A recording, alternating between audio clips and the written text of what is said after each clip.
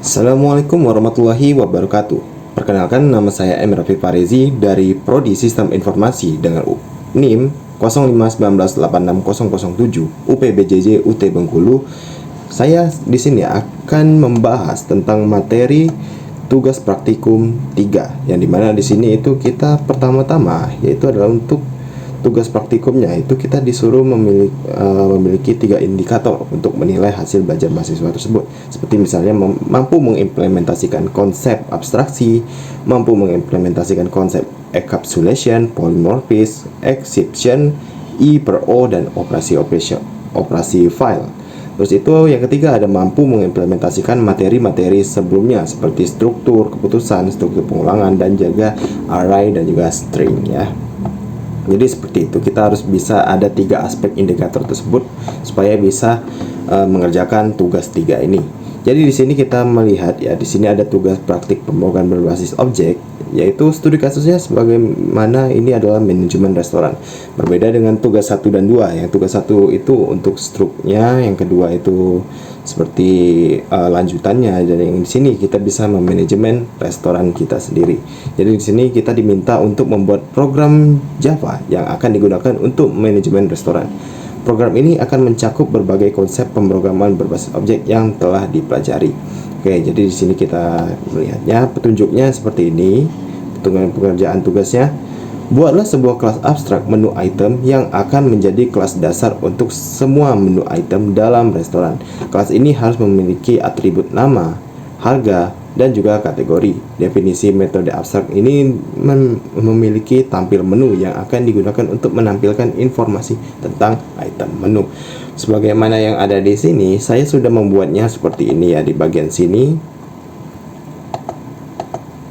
saya sudah membuatnya di sini ya. Di sini ada namanya manajemen restoran. Saya sudah membuatnya di sini. Di sini ada short packet. Di short package-nya saya membuat di sini satu lagi short packet, yaitu restoran ya. Jadi di sini ada diskon, ada main program, makanan, minuman, dan sebagainya macamnya.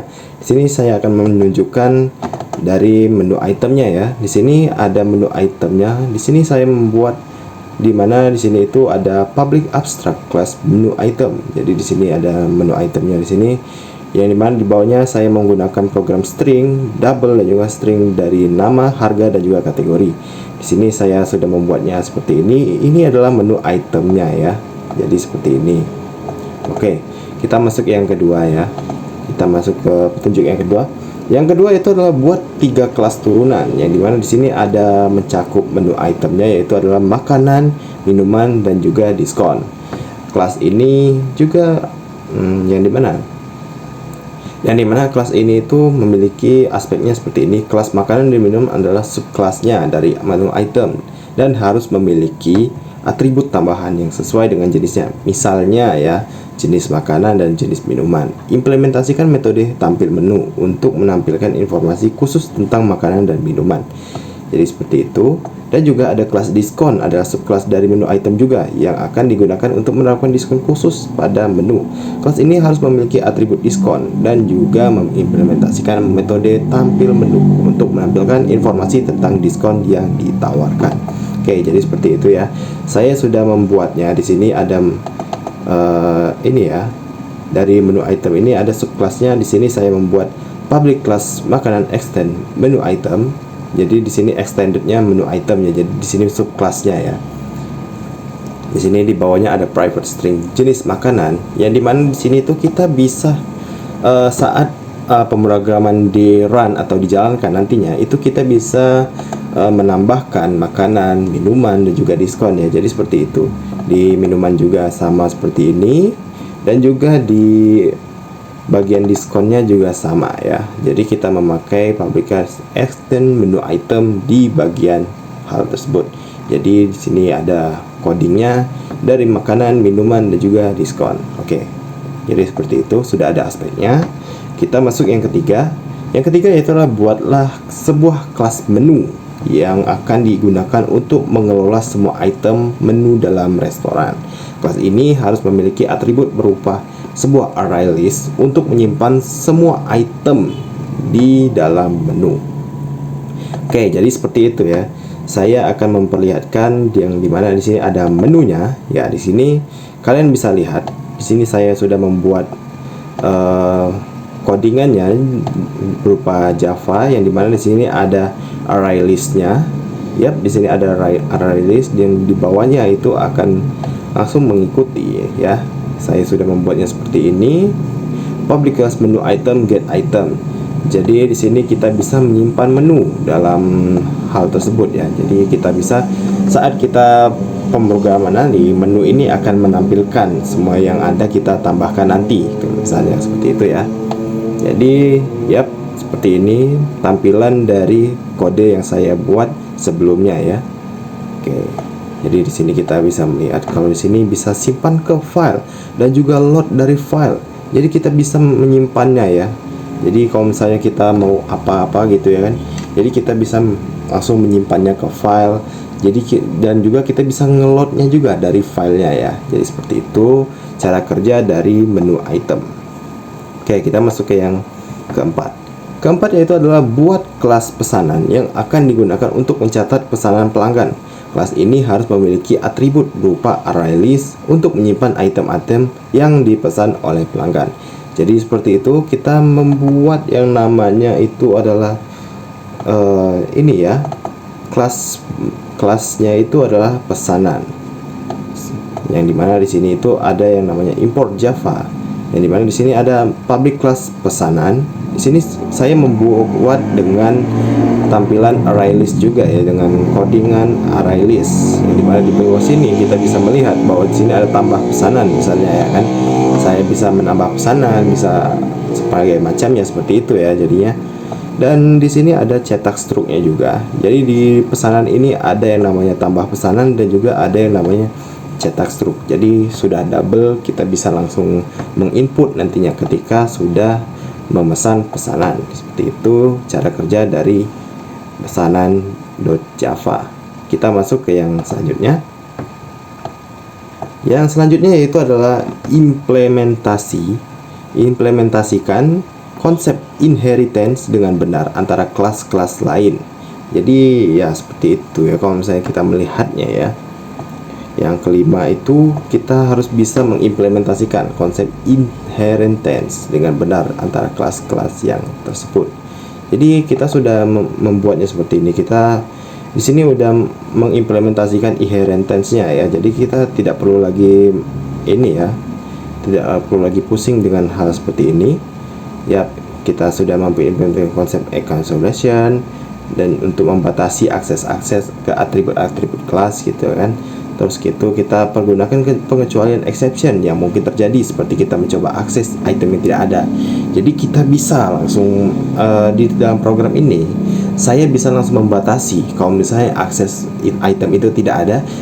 Jadinya tidak akan kalau misalnya itemnya tidak ada, programnya itu tidak akan langsung berhenti, tapi dia langsung memberikan peringatan seperti itu. Nah, jadi kita masuk yang ke-8. Program harus memiliki menu utama yang memungkinkan pengguna untuk menambahkan item baru ke menu seperti makanan, minuman, dan juga diskon. Menampilkan menu restoran, menerima pesanan dari pelanggan dan mencatatnya, menghitung total biaya pesanan dengan mempertimbangkan diskon yang mungkin diterapkan. Terus itu menampilkan struk pesanan pelanggan dan juga keluar dari program. Jadi seperti itu kalau misalnya mau melihat itunya ya, runningnya. Jadi seperti ini kalau misalnya menu utamanya runningnya seperti ini ya. Jadi kita itu bisa merunningnya. Oke, cukup untuk seperti ini sesuai sepertinya ya. Kita akan langsung aja untuk running di sini. Kita masuk ke main program ya. Di main program ini kita bisa langsung aja untuk run file. Nah, saat di run file kita sudah masuk ke bagian ininya. Di sini kita bisa melihat bahwa di menu-menu ini ada menu utama restoran, yang dimana di sini ada tambah item menu, tampilkan menu item, buat pesanan, hitung total dan cetak struk, dan juga simpan menu ke file, load menu dari file, dan juga bisa langsung keluar. Jadi kita langsung aja untuk melihatnya ya, kita menguji cobanya. Oke, kita masuk yang pertama ya, yaitu adalah tambah item menu. Di item menu ini memiliki 3 opsi ya, yang dimana di sini ada makanan, minuman, dan juga diskon. Jadi kalau misalnya kita masuk ke satu misalnya ya, kita akan langsung memberikan misalnya kalau mau nambah item itu kita masukkan misalnya nasi goreng. Kita masukkan harganya 10.000 misalnya ya. Sini. Nah, setelah itu kita akan tambah item lagi misalnya minuman. Seperti misalnya es teh yang murah-murah saja. Es teh kita masukkan 5.000. Nah, seperti itu. Setelah itu kita bisa menambahkan juga diskon. Diskon ini misalnya kita namanya apa yang tadi ya, misalnya nasi goreng. Kita diskonkan nasi gorengnya sekitaran berapa ya, 0,1 itu 10%. Jadi misalnya kita diskonkan dia 0,1. Nah, jadi seperti itu, dia udah masuk ke bagian diskonnya. Jadi sudah tampilannya sudah memiliki diskonnya. Jadi kita bisa langsung ke nomor opsi 2, yaitu adalah tampilkan menu. Misal kita tampilkan menu seperti ini. Nah, di sini kita bisa melihat ya, di sini ada pilihannya, di mana di sini ada nasi goreng secara umumnya ya. Terus tuh di bawahnya ada diskon. Di sini ada diskon nasi gorengnya 10%. Jadi kita saat di menu kita bisa melihat langsung di sini ada diskon nasi goreng 10%, seperti itu ya. Jadi kita bisa langsung melihatnya. Di sini kita misal mau buat pesanannya seperti ini. Nah, jadi kita sudah melihatnya. Di sini ada menunya di atas ya. Ada pilih 3 menu di sini, 0, 1 dan 2. Pilih indeksnya. Jadi kita itu nggak perlu lagi nulis nasi goreng misalnya. Kita perlu tulis ini aja, indeksnya aja, angka-angkanya aja ya. Misal kita mau mesen nasi goreng 0 misalnya. Nah, kita sudah masuk ke menu item lagi, menu utama lagi. Kita buat pesanan lagi misalnya. Bisa ditumpuk berkali-kali dia. Jadi kita masuk ke 1 untuk pesen es teh ya. Nah, di sini setelah itu kita hitung total nih, hitung total. Sebentar, tunggu dulu. Kita masuk lagi ke buat pesanan ya. Buat pesanan, kita masuk ke bagian yang diskonnya lagi. Kita pilih item diskon. Terus itu kita masuk ke hitung total dan cetak struk. Jadi seperti ini. Hasilnya tuh seperti ini. Nah, seperti ini ya. Jadi kita sudah memilih. Dan di sana kita sudah melihat ya bahwa di sini itu ada totalnya pesanannya itu adalah 13.500. Jadi itu udah masukkan diskonnya. Jadi setelah semuanya sudah selesai, jadi 10.000, 5.000 dan 10% itu sudah masuk ke diskonnya jadi 13.500. Harusnya tadi 15.000 jadi 13.500. Struk telah disimpan sebagai struk.txt. Kalian bisa melihat ya, kalau misalnya mau lihat struknya, kalian bisa juga melihat di filenya di bagian sini. Kalian bisa melihat bahwa di sini ada struk filenya. Nah, seperti ini. Nah, di sini kalian sudah melihat di sini ada struk.txt-nya. Saya sudah menyimpannya di dalam sini. Di sini ada nasi goreng, es teh dan juga nasi goreng di sini. Jadi totalnya bisa langsung melihat di sini. Nah, seperti itu untuk struk pemesanannya. Kalian bisa langsung menyimpannya di file. Oke. Setelah itu kita masuk ke bagian ininya ya. Simpan menu ke file. Misalnya kita mau simpan menu ke file, bisa kok, bisa. Nih, kita sudah masukkan. Kita masukkan ke filenya ya. Jadi kita ke manajemen restoran. Kita masukkan menu ke restorannya. Nah, sudah muncul.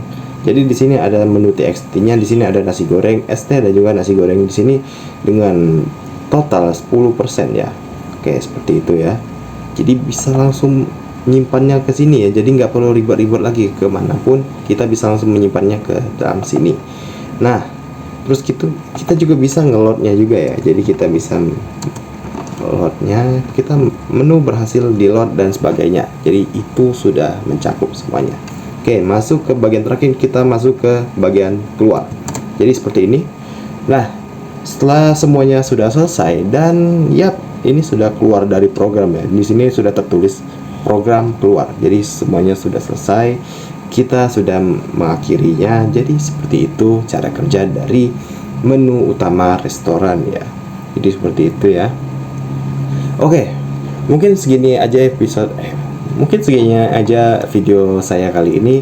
Lebih dan kurang saya mohon maaf. Saya akhiri, wabillahi taufiq wal hidayah. Wassalamualaikum warahmatullahi wabarakatuh.